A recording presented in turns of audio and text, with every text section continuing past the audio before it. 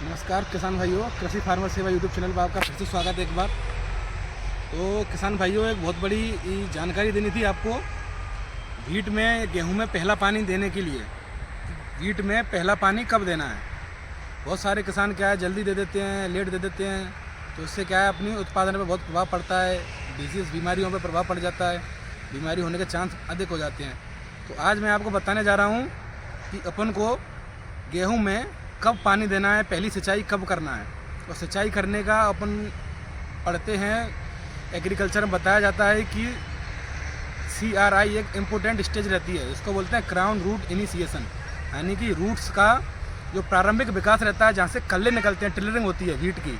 Wheat में tillering जो एक इम्पोर्टेंट है, अगर टिलरिंग ज़्यादा होगी तो उसमें बाली भी ज़्यादा निकलेंगे, बाली ज़्यादा निकलेंगे तो प्रोडक्शन ज़्यादा होगा।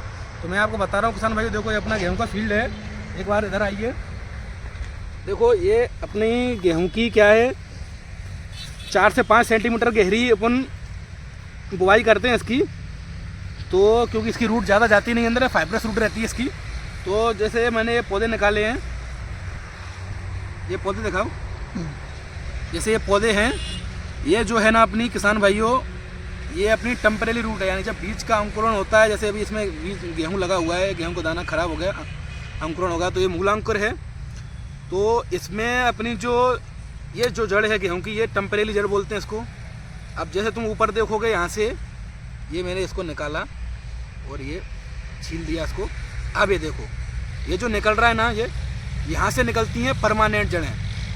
ये परमानेंट जड़ें निकलती हैं जो ऊपर से टिलरिंग करती हैं, यहाँ से कल्ले निकालती हैं। ये जो यहाँ से निकलेंगे ना टिलरिंग, इसमें क्या दिक्कत आती है किसान भाइयों, जानकारी ये है कि ये जो टेम्परेरी रूट है ये तो नीचे ही रह जाती है, लेकिन जो गेहूं की जो न्यूट्रिशन लेती है, यानी कि पौधे यहाँ से मृदा से अवशोषण करते हैं पोषक तत्व का, तो वो यहाँ से जो अपस्थानिक जड़ें निकलती हैं, जहाँ से टिलर निकलते हैं, वहाँ से ये पोषक तत्व लेती हैं। अगर तुमने ये पानी पहले या 20 से 25 दिन के बीच में नहीं दिया या बाद में देते हो, तो ये जो जड़ों का विकास नहीं हो पाता, ये जड़ें फैल नहीं पाती हैं, तो इनमें पोषक तत्व ऑब्जर्व करने की क्षमता नहीं रहती है। तो पोषक तत्व तभी होंगे जब आप पहली सिंचाई